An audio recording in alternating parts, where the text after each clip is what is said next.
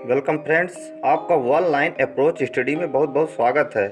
आज हम बाल मनोविज्ञान टॉपिक पर चर्चा करेंगे और हम लेकर आए हैं प्रैक्टिस सेट, जो कि 30 क्वेश्चनों का एक श्रृंखला है।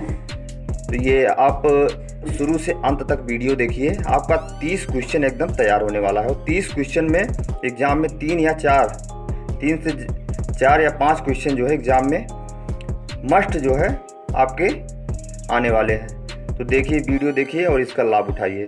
तो आइए देखते हैं बाल मनोविज्ञान में। तो पहला क्वेश्चन हम शुरू करते हैं। पहला क्वेश्चन है, भोजन की तलाश किस संवेग की मूल प्रवृत्ति है?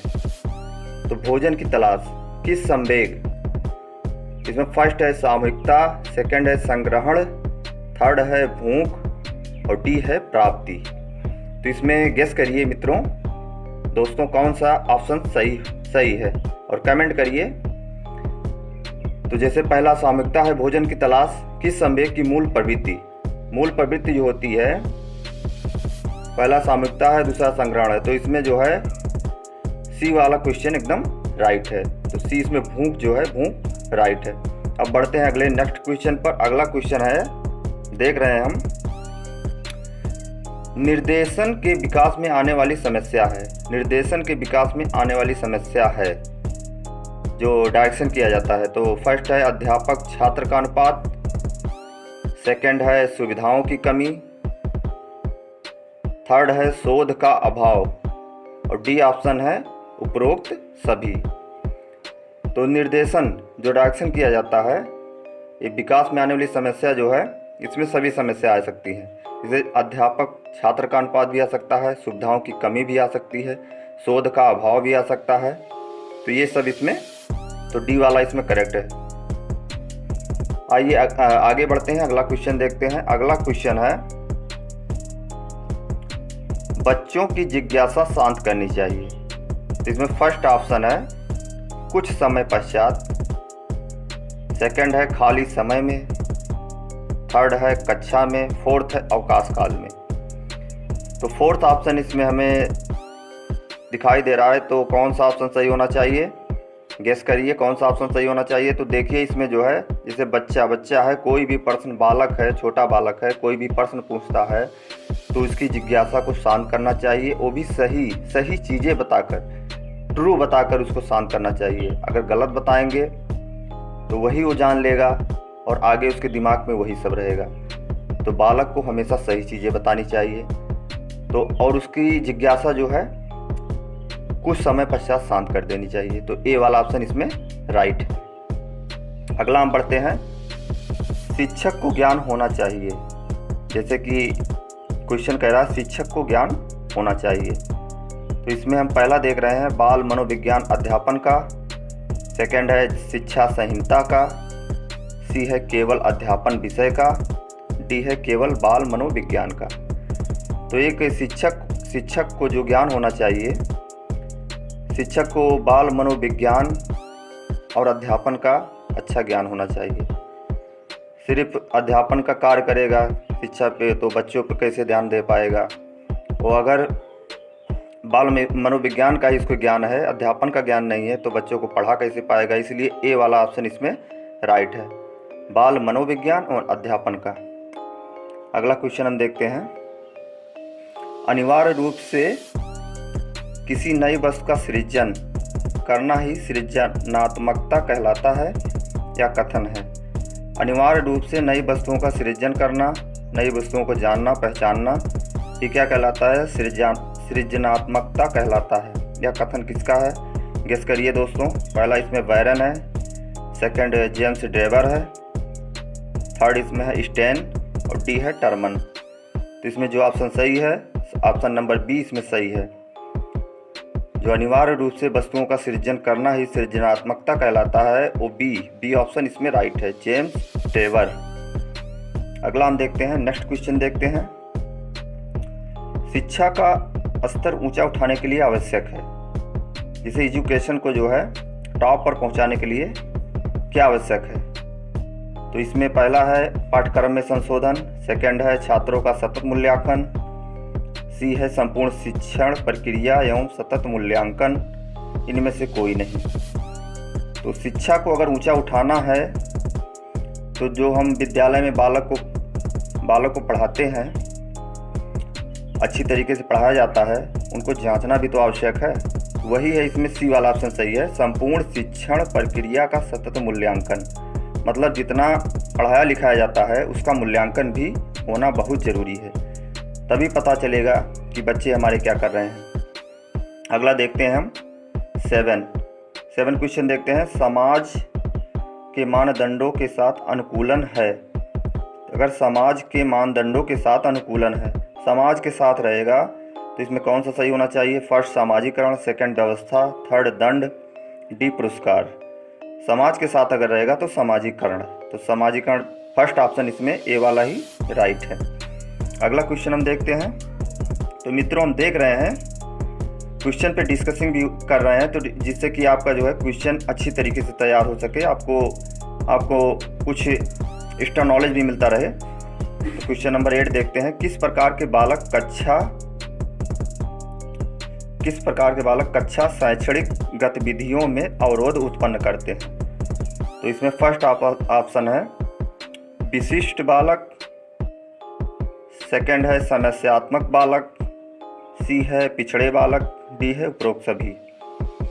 तो कक्षा में जो शैक्षणिक गतिविधियों में अवरोध उत्पन्न करते हैं, कैसे बालक होते हैं, ज़रा गेस करिए। तो इसमें जो है बी वाला, जैसा कि आप गेस कर रहे हैं, समस्यात्मक बालक, बी वाला ऑप्शन इसमें सही है। क्योंकि जो समस्यात्मक बालक होते हैं, जो झगड़ालू किस्म के होते हैं, कोई ना कोई समस्या लेकर पहुंचे रहेंगे। तो इसमें जो शैक्षणिक गतिविधियों में अवरोध उत्पन्न करते हैं, समस्यात्मक बालक ही होते हैं। अगला क्वेश्चन हम देखते हैं। Question number 9।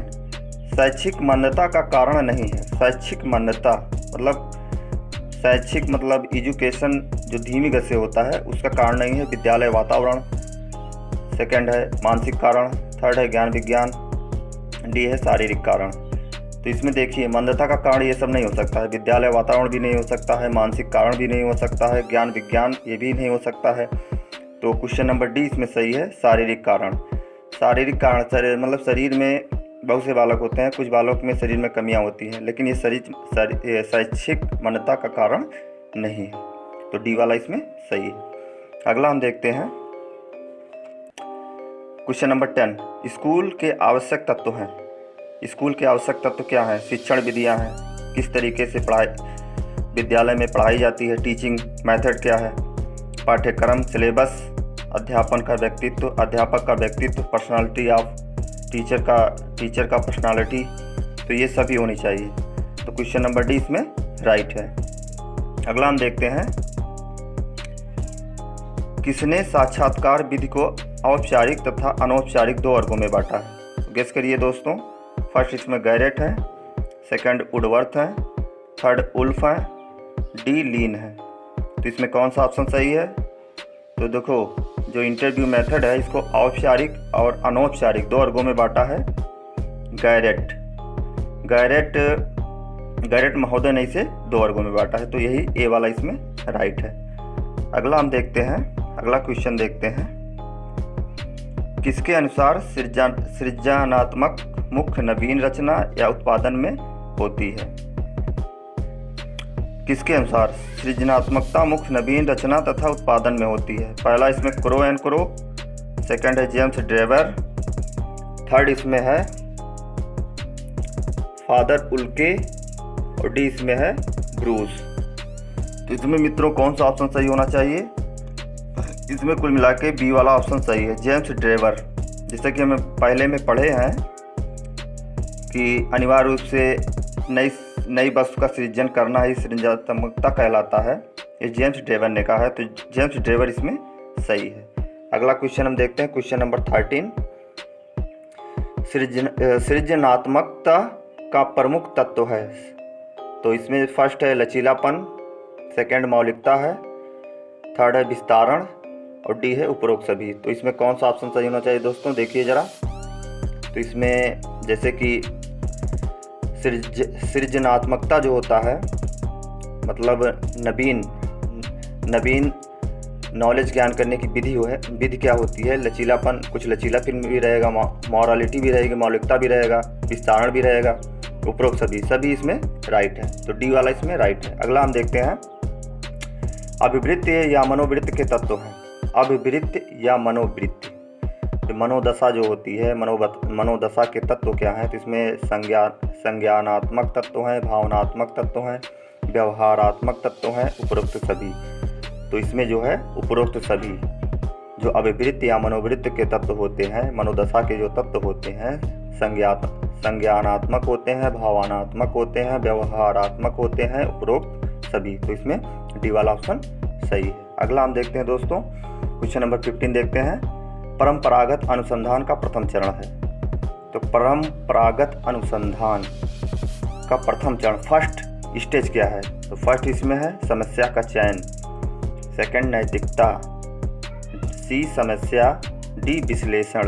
तो प्रथम चरण जो है गेस करिए दोस्तों कौन सा होना चाहिए, तो इसमें जो है ए वाला ऑप्शन सही है, बाकी तीनों गलत हैं, तो ए वाला इस पे सही करिए। अगला हम देखते हैं दोस्तों,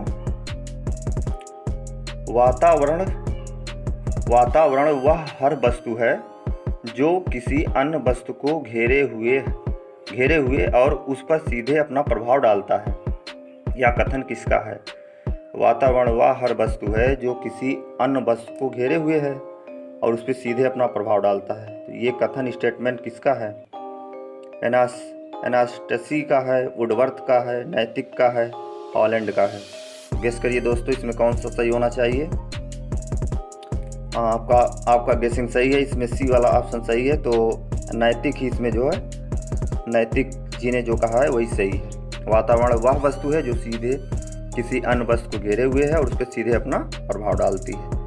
अगला हम देखते हैं, हेरिडिटी का नियम नहीं है, मतलब वंशानुक्रम का नियम नहीं है। सातवां देखते हैं, फर्स्ट है प्रत्यागम का नियम, सेकंड है नैतिक नियम, सी है भिन्नता का नियम, डी है समान को जल देता है। तो हेरिडिटी जो होती है, वंशानुक्रम जो होता है, ये हमारे मतलब पीढ़ी दर पीढ़ी किसी लक्षण को पहुंचाता है। तो इसमें जो है जब डिफरेंट या भिन्नता रहेगा तो भिन्नता का नियम इसमें लागू नहीं होता है। ये सी वाला इसमें रॉन्ग है, तो सी वाला जो है ये इसमें गलत है। अगला हम देखते हैं क्वेश्चन नंबर 18। इसमें देखते हैं निम्न में से किसने चूहों, कुत्तों और बंदरों का प्रयोग किया।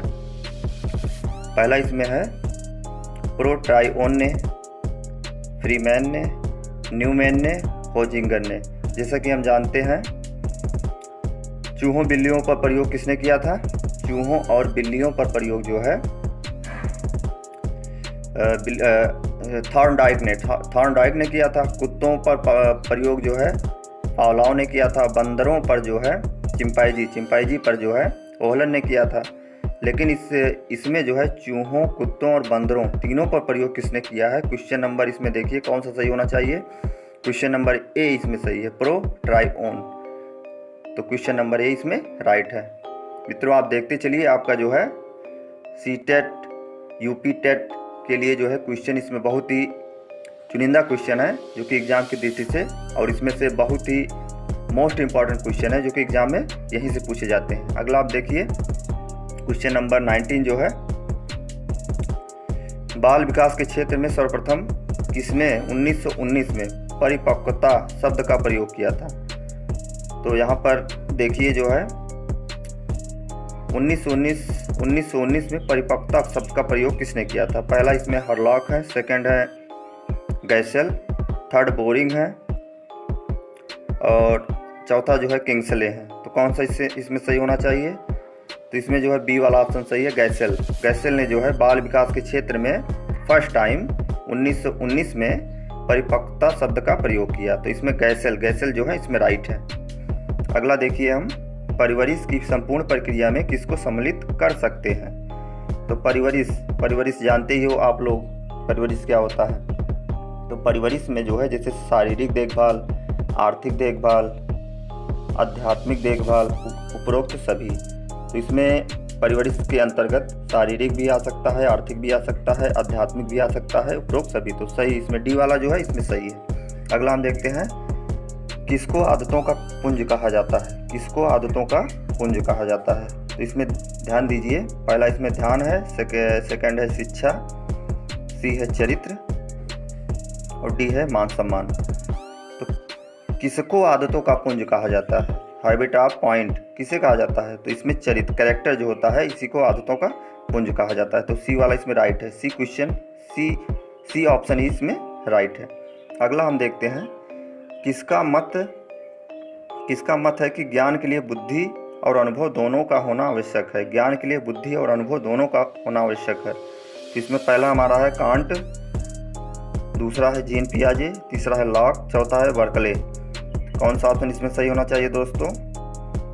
तो हाँ, इसमें ए वाला ऑप्शन एकदम राइट है, कांट ने कहा है ज्ञान के लिए बुद्धि और अनुभव दोनों का होना आवश्यक है। क्वेश्चन नंबर आगे बढ़ते हैं, क्वेश्चन नंबर 23 देखते हैं, संग्रह करने की प्रवृत्ति किस अवस्था में पाई जाती है?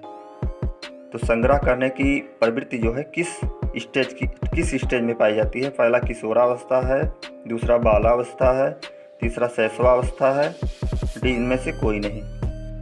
तो हम लोग जानते हैं कि जो छोटे बालक होते हैं, छोटे बालक जो 2 साल से लेकर 5 साल के बीच होते हैं, वो बाल्यावस्था में होते हैं। तो बाल्यावस्था में खेल की सामग्री ये सब बहुत बच्चे इकट्ठा करते हैं, तो इसी अवस्था में इनमें संग्रह की प्रवृत्ति पाई जाती है, बालावस्था। बी ऑप्शन इसमें सही है।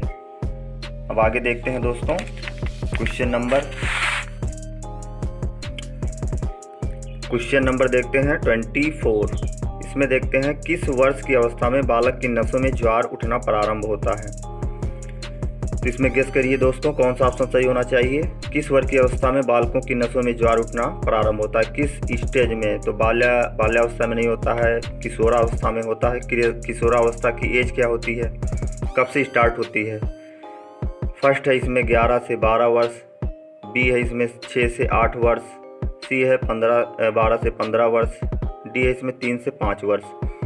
तो जो किशोरावस्था की अवस्था होती है, ये जो है 11 से 12 वर्ष, 11 से 12 से उठना प्रारंभ होती है। तो यही इसमें सही है। इसमें कंफ्यूज मत होइए, पूछ रख के आ रहा है किस वर्ष की अवस्था में, किस वर्ष की अवस्था में बालक की नसों में ज्वार उठना प्रारंभ होता है, ना कि वह किशोरावस्था की एज पूछ रहा है, प्रारंभ पूछ रहा है। तो 11 से 12 इसमें राइट है, ए वाला इसमें ही राइट है। अगला देखिए इसमें दोस्तों, क्वेश्चन नंबर 25, मानव बुद्धि का निबंध के लेखक हैं, कौन है इसमें? फर्स्ट जॉन लॉक हैं, बी इसमें सोरेनसन है, सी क्रो एंड क्रो हैं, डी इसमें स्टैग हैं। तो इसमें गेस करिए दोस्तों, कौन सा सही होना चाहिए? तो इसमें देखिए जॉन लॉक को ही लॉक कर दीजिए बुद्धि में, मानव बुद्धि के निबंध में ही जॉन लॉक को लॉक कर दीजिए। तो ये ही इसमें सही है, तो ये ऑप्शन इसमें राइट है। अगला हम देखते हैं क्वेश्चन नंबर 26। इसको देखते हैं, पूर्ण विकसित मस्तिष्क का कितना प्रतिशत बाल्यावस्था में तैयार हो जाता है? पूर्ण मतलब पूरा विकसित हो जाता है मस्तिष्क का कितना प्रतिशत बाल्यावस्था में? तो बाल्यावस्था में जैसे फर्स्ट है 80%, बी है 70%, सी है 90% और डी है 95%। तो इसमें जो है 90% भाग जो है बाल्यावस्था में ही रेडी हो जाता है, पूर्ण विकसित हो जाता है। तो इसी वाला ही ऑप्शन इसमें राइट है। अगला देखते हैं दोस्तों, संवेग को किससे नियंत्रित होना चाहिए? संवेग को किससे नियंत्रित होना चाहिए? मन, बुद्धि, शिक्षा, शिक्षक। इसमें देखिए कौन सा ऑप्शन सही है? इसमें जो है बी वाला ऑप्शन एकदम राइट है, B question option number B जो है बुद्धि। संवेग को किससे नियंत्रित होना चाहिए? बुद्धि से ही नियंत्रित होना चाहिए। तो बी वाला इसमें राइट है। अगला हम देखते हैं क्वेश्चन नंबर 28, अधिगम को प्रभावित करने वाला प्रमुख कारण है। अधिगम मतलब लर्निंग, जो सीखने की प्रक्रिया है को प्रभावित करने वाला प्रमुख कारण क्या है, मेन कारण क्या है, मेन रीजन क्या है? पहला इसमें ध्यान है, दूसरा थकान है, तीसरा स्मरण है, चौथा सभी, उपरोक्त सभी। तो ध्यान भी है, थकान भी है, स्मरण भी है। तो इसमें डी वाला ही सही है। आगे हम देखते हैं दोस्तों क्वेश्चन नंबर 29, संज्ञानात्मक और भावनात्मक किसके तत्व हैं? जैसे कि हमने इससे पहले भी एक क्वेश्चन में इसको सॉल्व कराया था तो अभिवृत्ति भी आया था, मनोवृत्ति भी आया था। तो इसमें संज्ञानात्मक आया था, भावात्मक आया था। तो इसमें आप गेस करिए कौन सा ऑप्शन सही होता है इसमें। तो क्वेश्चन नंबर 29 में सी वाला ऑप्शन इसमें सही है, अभिवृत्ति और मनोवृत्ति। तो ए और बी दोनों, तो यही इसमें करेक्ट है। और क्वेश्चन नंबर लास्ट देखते हैं दोस्तों।